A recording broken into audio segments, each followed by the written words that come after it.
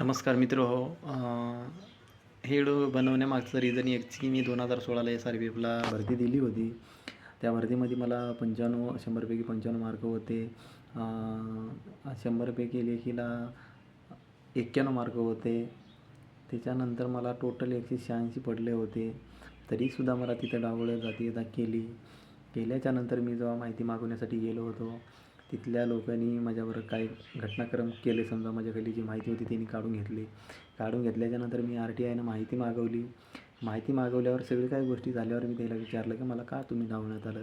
तर त्यांनी मला एक त्याच्याकडून माहितीच्या RTIच्या माध्यमातून एक उत्तरपत्रिका दिली होती. त्या उत्तरपत्रिकेवर मला मार्क त्यांनी कमी दाखवली होती, कारण का माझ्याकडली जी कार्बन कॉपी काढून घेतली होती त्यांनी त्याच्यावर माझी स्वाक्षरी होती आणि उमेदवाराला स्वाक्षरी विदाऊट त्यांनी काही जमा करून घेतली जात नाही.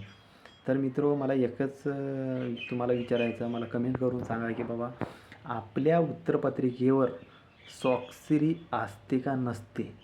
आणि आपली उत्तरपत्रिका हे 100 नाही 1000% परीक्षक पहिला आपण केल्याच्या नंतरच परीक्षकाचं काम असते की बाबा ह्यानं योग्यची चौकशी करून पूर्ण माहिती भरलेलं आहे तेव्हाच मी स्वाक्षरी करतो, असं त्यानं समजून घेऊनच स्वाक्षरी करते. तर मित्र, मला कमेंट करून सांगा की बाबा आपल्या उत्तरपत्रिकेवर स्वाक्षरी असते का नसते.